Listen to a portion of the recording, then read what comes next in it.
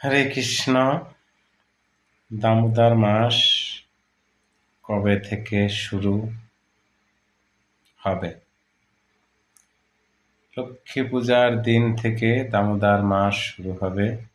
আপনারা সবাই দামোদর মাস সুন্দর মতো পালন করবেন। কিভাবে পালন করতে হয়? এই মাসটা আহার শুদ্ধ করতে হবে, সবাইকে নিরামিষ প্রসাদ পেতে হবে। ভগবানের নিবেদিত প্রসাদ সবাই প্রতিদিন পাবেন। তারপরে ঘুম থেকে উঠে স্নান করে মঙ্গল আরতি করতে হবে।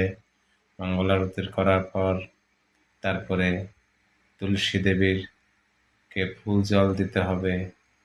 তারপরে রাধা মাধবের চরণে তুলসীপত্র ফুল দিতে হবে। তারপরে মালা জপ করতে হবে, বেশি বেশি হরিনাম কীর্তন করতে হবে।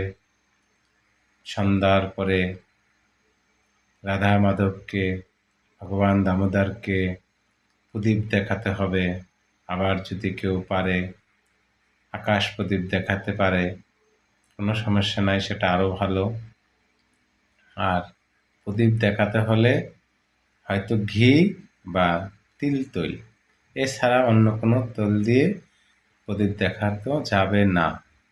হয়তো ঘি বা তিল তেল, এই দুইটার একটা দিয়ে আপনারা প্রদীপ দেখাবেন।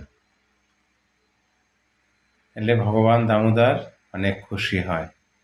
এইভাবে আমরা সবাই চেষ্টা করব দামোদর মাস যেন আমরা সুন্দরভাবে সবাই পালন করতে পারি। এই মাসটা বেশি বেশি হরির নাম জপ করতে পারি, মালা জপ করতে হবে।